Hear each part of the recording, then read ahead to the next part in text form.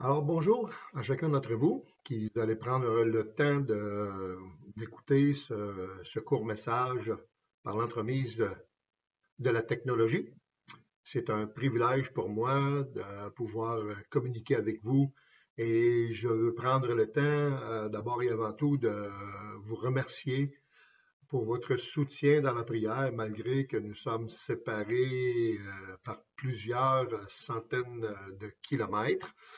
Mais cela ne nous empêche pas d'être unis par l'Esprit de Dieu. Alléluia. Alors, merci encore une fois et je prie que le Seigneur puisse toucher vos cœurs, vous rencontrer, que Dieu puisse continuer son œuvre dans chacune de vos vies, que Dieu puisse me faire la grâce de pouvoir vous communiquer une parole à propos, une parole qui puisse vous lancer dans cette carrière, dans cette vocation euh, qui, pour moi, est une vocation très élevée, c'est-à-dire d'être proclamateur de la vérité, de la parole de Dieu, du salut en Jésus-Christ tout particulièrement. Et tout ça, simplement, dans cette première partie, j'aimerais vous parler de ce sujet que j'ai intitulé Se comporter en fils et en fille de Dieu. Pour moi, c'est euh, très important.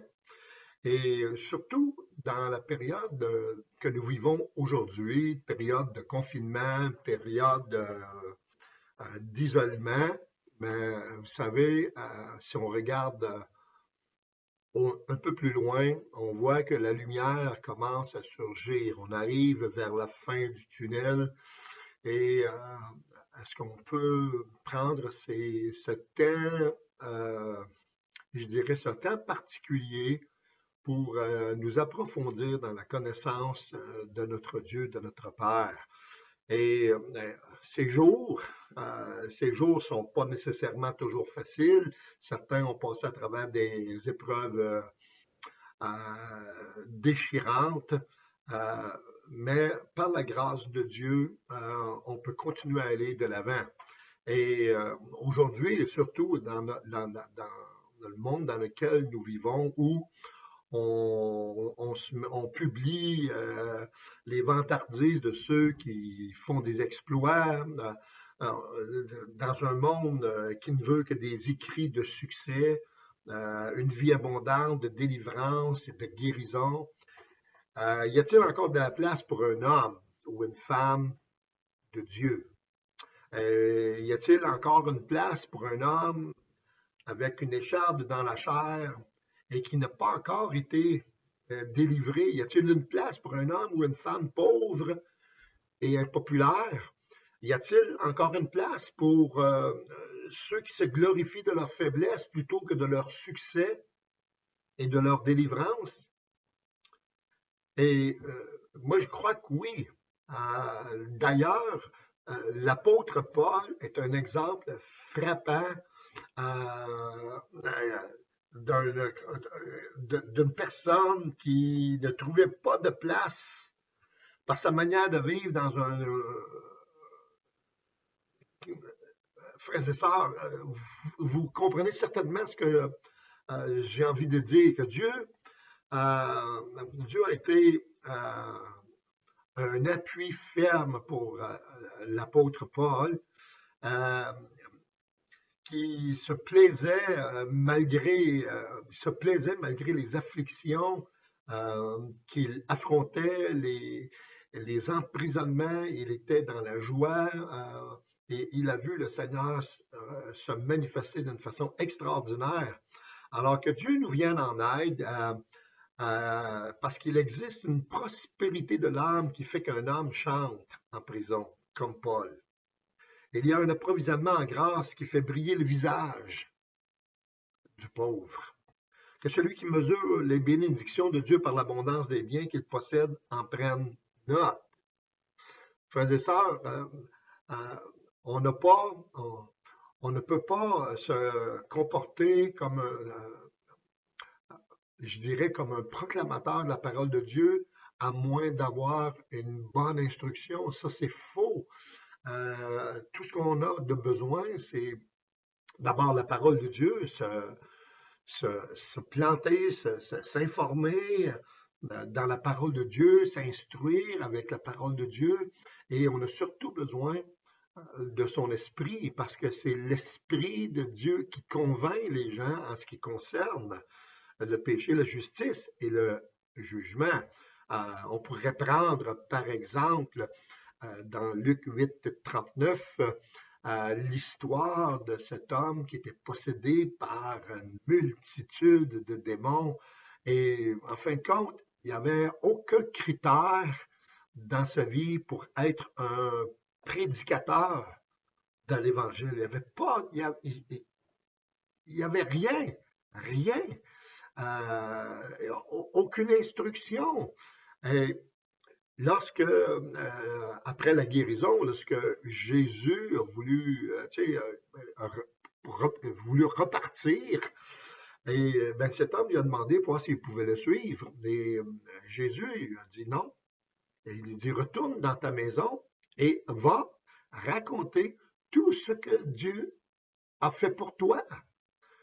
Et vous savez, euh, il s'est retourné, tout joyeux, et il commençait à raconter ce que Jésus avait fait pour lui.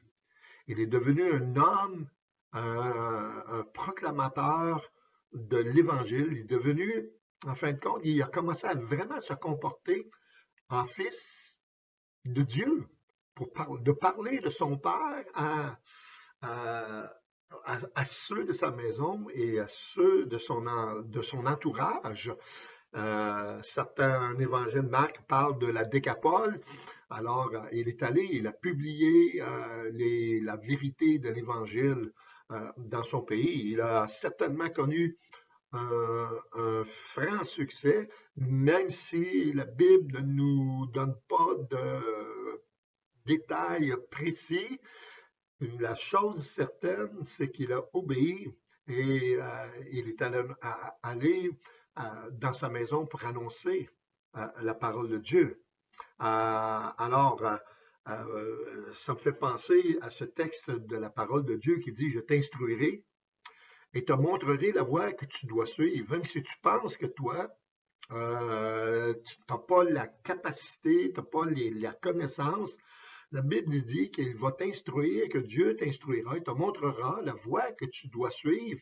Il dit, je te conseillerai et j'aurai aussi le regard sur toi. Ça c'est vraiment encourageant. Et Dieu prend le temps de nous donner le moyen pour pouvoir parler de lui à ceux qui nous entourent.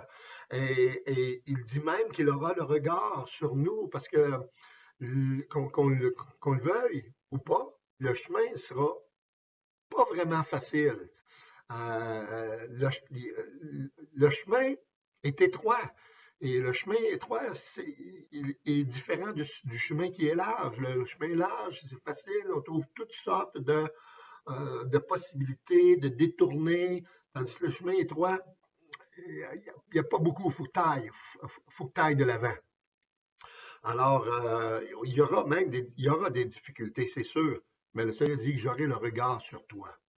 Et, il nous dit aussi à travers sa parole dans le livre des Proverbes, chapitre 3, verset 5, il dit, confie-toi à l'Éternel de tout ton cœur et ne t'appuie pas sur ta sagesse. Et ça, c'est important. On ne s'appuie pas sur notre sagesse, sur la connaissance que nous avons, malgré tout, la connaissance que nous avons de la parole de Dieu, pour se dire, bon, ben, j'ai assez de connaissances, je vais parler aux gens, puis les gens vont se convertir, les gens vont venir à la connaissance de Jésus-Christ.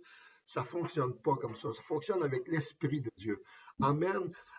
Si vous avez une bonne connaissance de la parole de Dieu, alors l'Esprit Saint, le Saint-Esprit va agir avec vous va agir dans votre vie pour que vous puissiez avoir une parole à propos pour les gens qui sont avec lesquels vous allez partager l'Évangile.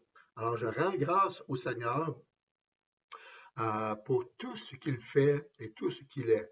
Et je veux simplement m'arrêter quelques instants sur l'apôtre Paul qui, lui, comme j'ai dit tantôt, ne l'a pas eu facile.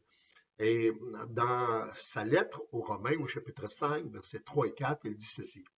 Il dit bien plus, il dit, nous nous glorifions même des afflictions, sachant que l'affliction produit la persévérance produit la victoire dans l'épreuve, et cette victoire, eh bien, elle produit l'espérance. Amen. Alors, Paul nous montre ici des échelons que nous avons à gravir successivement. Affliction, persévérance, victoire, espérance. Alors, voyez-vous, les afflictions n'abattent pas le vrai chrétien, mais elles vont le pousser à persévérer. Dans le monde d'aujourd'hui, les gens qui ne sont pas au Seigneur, l'affliction les décourage.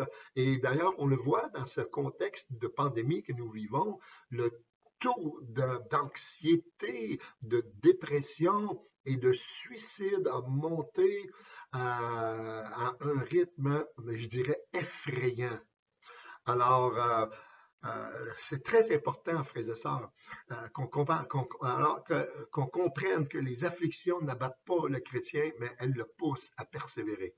Et dans la parole de Dieu, le mot grec est utilisé pour la persévérance renferme à la fois l'idée de continuité et l'idée de fermeté. Alors, wow! Voyez-vous, quand que le Seigneur dit que j'aurai le regard sur toi, je placerai en toi cette persévérance, cette idée de continuer, cette idée de fermeté, de tenir ferme dans les mauvais jours comme dans les bons jours. Alors, certaines personnes disent avoir perdu la foi à cause de leur épreuve, mais une foi réelle n'est pas une chose qui puisse se perdre si facilement.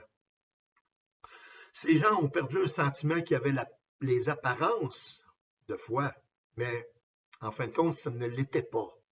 L'expérience nous montre au contraire que dans les cœurs qui possèdent une foi véritable, loin de la détruire, les afflictions vont stimuler la foi. Et loin de l'arracher, elles vont l'enraciner encore plus profondément. Je sais, je vais vous donner un cliché qu'on a entendu souvent, ce qui ne nous tue pas nous rend plus forts. Et je crois effectivement que c'est vrai. Alors, les afflictions, on passe à travers des moments difficiles, mais on en sort toujours un peu plus fort. Alors, les enfants qui ont été les plus gâtés, regardez bien, les enfants qui ont été les plus gâtés par leurs parents ne sont pas ceux qui ont ensuite le plus d'amour pour eux, mais ce sont ceux dont les parents ont été fermes, parfois même sévères, qui leur demeurent le plus attachés. Amen. Alors, prenez par exemple le berger palestinien, quand il a dans son troupeau une brebis indisciplinée, il n'hésite pas je dirais, dans la pensée hébraïque et dans l'histoire du peuple hébreu, le berger n'hésite pas à casser une patte de cette brebis indisciplinée d'un coup sec de son bâton. Mais il la soigne ensuite et comme la brebis ne peut plus suivre le troupeau, il la charge sur ses épaules jusqu'à la bergerie. Or, paraît-il, la brebis ainsi traitée oublie que son berger l'a frappée pour se souvenir des soins qui lui ont été prodigués. Désormais, elle le suivra partout. L'indisciplinée, la capricieuse, est devenu une brebis fidèle. Alors, posons-nous la question, qu'est-ce qu'un chrétien? Le chrétien est une personne pardonnée qui pardonne à son tour. Elle est une personne qui a reçu la grâce et qui manifeste la grâce à son tour. Elle est une personne qui a obtenu la miséricorde, qui accorde à son tour la miséricorde. Amen. Et on pourrait continuer ainsi. Alors, mais voyez-vous, trop de gens croient que le fait de devenir chrétien résout tous les problèmes, que tout va devenir merveilleux, que toute relation va être restaurée et que la vie sera comme un ciel sans nuages. Il est certain que Dieu ôte la plus grande part de la malédiction, de la damnation éternelle, et qu'il nous adopte en tant qu'enfants légitimes. Ça, c'est vrai. Mais comme on peut le constater par nous-mêmes, le péché continue à agir dans notre nature humaine. Le péché continue d'agir dans notre nature humaine. C'est pourquoi le Saint-Esprit cherche toujours à développer dans notre cœur les sentiments de Christ. Ayez les sentiments qui étaient en Christ. Voilà l'essence même de la vie chrétienne. Les difficultés, ou appelez-les comme vous voulez, sont l'un des moyens dont Dieu se sert pour augmenter notre sensibilité aux besoins des autres, pour élargir l'éventail des possibilités que nous avons de le servir et pour développer des qualités intérieures indispensables à toute personne affirmant son appartenance à Dieu. Alors, toute situation pénible ou irritante nous place devant une occasion de Dieu. J'aime ça. Nous transformer toujours un peu plus à l'image de son Fils. La conformité de notre caractère à celui de Christ. Conséquemment, si nous laissons le Saint-Esprit nous conduire, nous apprendrons à nous poser les bonnes questions et à réagir correctement face aux irritations quotidiennes.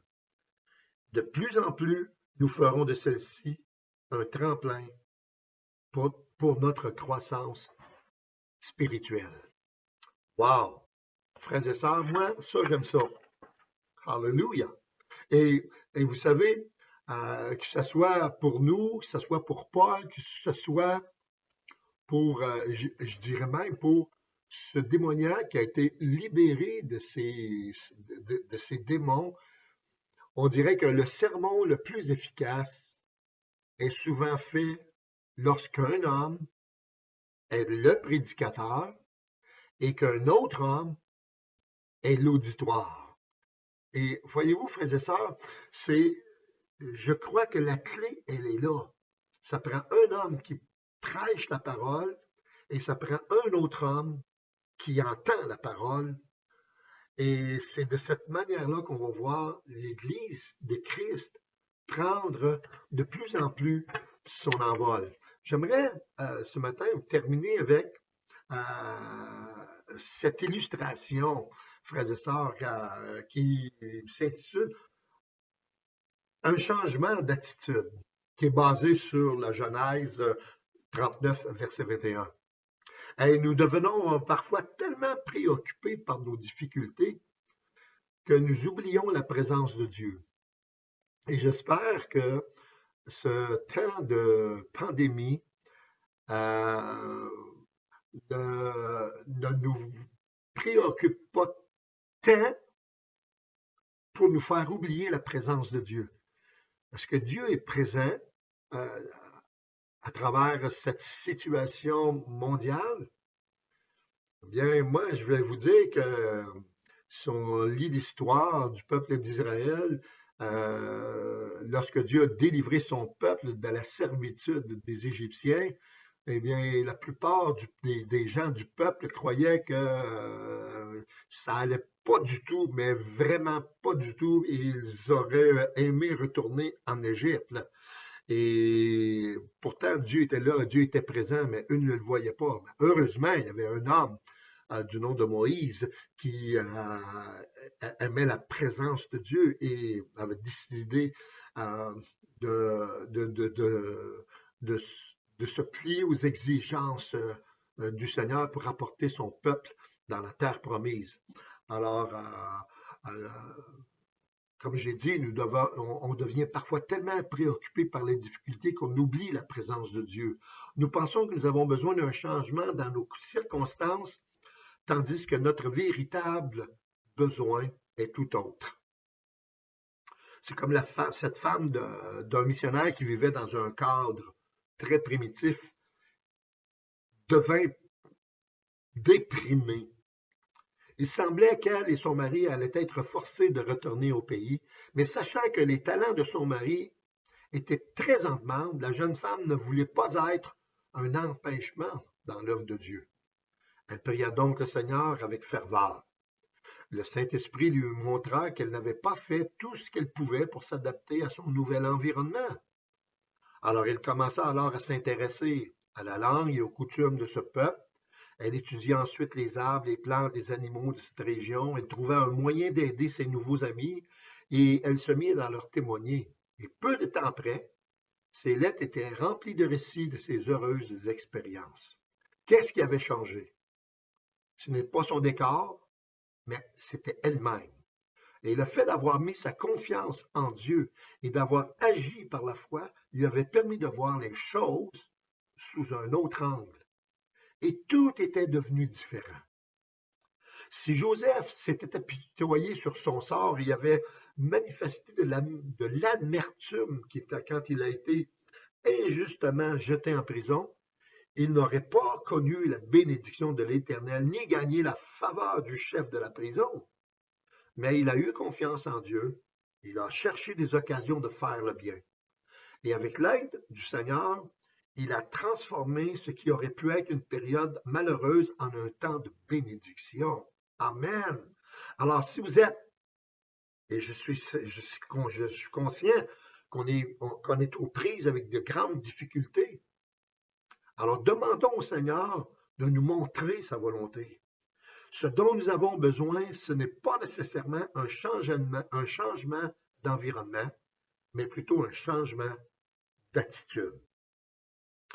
Alors, le Seigneur, laissez-moi vous dire pour terminer que le Seigneur peut calmer votre tempête, mais le plus souvent, ce qu'il va calmer, c'est vous. Il vous calmera vous-même.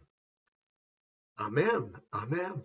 Écoutez, je veux prendre le temps de vous remercier d'avoir pris le temps d'écouter ce court message et dans les semaines qui vont venir, eh bien, j'aimerais vous partager une série de messages qui nous encourageront à devenir, chacun d'entre nous, des gagneurs d'âme. On peut dire gagneurs d'âme, pour certains au pluriel, puis d'autres au singulier. Et même si vous gagnez une seule âme dans toute votre vie chrétienne, eh bien, c'est déjà un succès. Alléluia, alléluia. Lisez la parole, vous allez voir que ce soit avec la parabole des talents, les 10, les 5, les 1, s'il n'avait pas enterré son talent, il l'avait mis en banque pour qu'il produise des intérêts, il aurait été lui aussi considéré comme un serviteur fidèle et qui puisse entrer dans la présence de Dieu. Alors, frères et sœurs, que Dieu vous bénisse et on se revoit très prochainement pour la gloire de notre Seigneur Jésus-Christ. Amen et amen.